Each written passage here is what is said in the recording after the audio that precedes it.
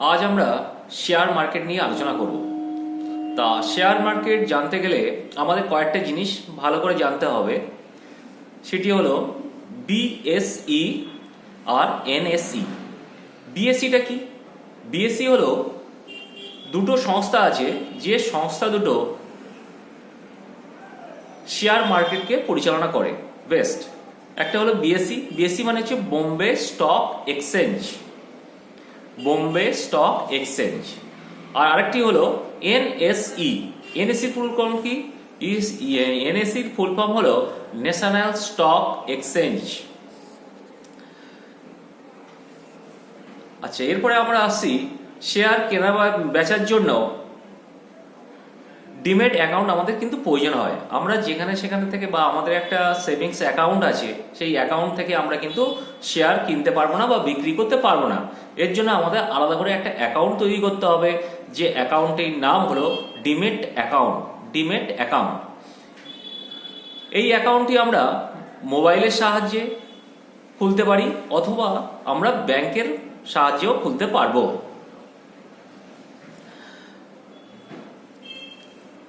Share আমরা direct কোম্পানির কাছ থেকে কিনতে পারবো না। এর জন্য আমাদের একটা মাধ্যমের প্রয়োজন হবে, যে মাধ্যমের কাজটা হবে আমাদের কাছ থেকে শেয়ার কিনে কোম্পানিকে বিক্রি করা, বা কোম্পানির কাছ থেকে শেয়ার আমরা কিনবো বা কোম্পানিরকে আমরা শেয়ার বিক্রি করব। এই যে মাঝখানে যে লোক থাকে বা মাঝখানে যে মধ্যস্থতা করছে, তার নাম হলো কি? ব্রোকারেজ। তাহলে ব্রোকারেজের কাজ হলো আমাদের কাছ থেকে শেয়ার কেনা বা আমাদের কাছ থেকে শেয়ার বিক্রি করা। আলাদা আলাদা কোম্পানির ক্ষেত্রে আলাদা আলাদা ব্রোকারেজ আছে, এবং কোন শেয়ারের ব্রোকারেজ কত দিতে হবে সেটা কিন্তু আমাদের প্রথমে জানতে হবে। কোনো একটা শেয়ার আমরা কিনলাম, তার পার্সেন্টেজ কিন্তু ব্রোকারেজ নেবে, এবং তাকে আমাদের জিজ্ঞাসা করতে হবে যে কোম্পানির শেয়ার আমরা কিনছি সেই কোম্পানির হচ্ছে পার্সেন্টেজ কত, ব্রোকারেজ কত তাকে দিতে হবে। এরপরে আমরা আসি আইপিও। আইপিওটা কি?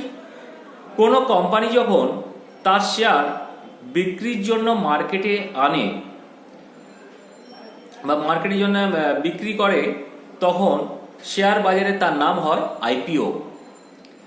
তার মানে হলো কোম্পানি যখন তার শেয়ার বাজারে বিক্রি করে, সে কিন্তু ডাইরেক্ট বাজারে বিক্রি করতে পারবে না।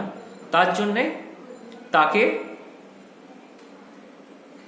একটা মার্কেটের প্রয়োজন হয়, যে মার্কেট পারমিশন দিলে, সেই মার্কেট বা সেবি যদি পারমিশন দেয়, তবে সে শেয়ারটা বিক্রি করতে পারবে। আর এই যে যখন এই ফার্স্ট তার শেয়ারটা মার্কেটে আসে, তখন তার নাম হয় আইপিও। এরপরে আমরা আসি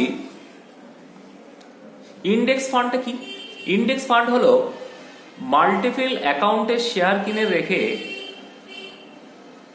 পোর্টফোলিও ফাইলের মাধ্যমে এর সাথে অনেকগুলো কোম্পানিকে ইনভেস্ট করা যায়, একে বলা হয় ইন্ডেক্স ফান্ড।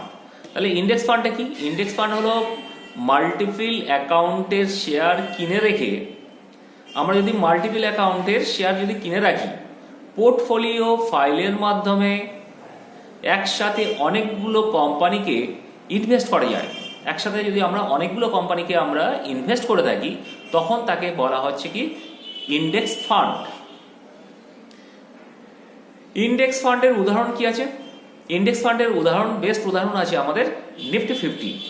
এবার আমাদের জানতে হবে নিফটি 50 কি? নিফটি 50 হলো বেস্ট 50টি কোম্পানিকে একসাথে বলা হয় নিফটি 50। সেন্সেক্স কি? সেন্সেক্স হচ্ছে বেস্ট 30 কোম্পানিকে একসাথে বলা হচ্ছে সেন্সেক্স। তাহলে নিফটি 50 হলো কি?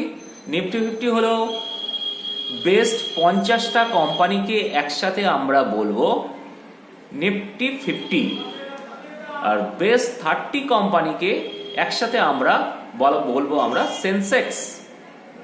ওকে, থ্যাংক ইউ।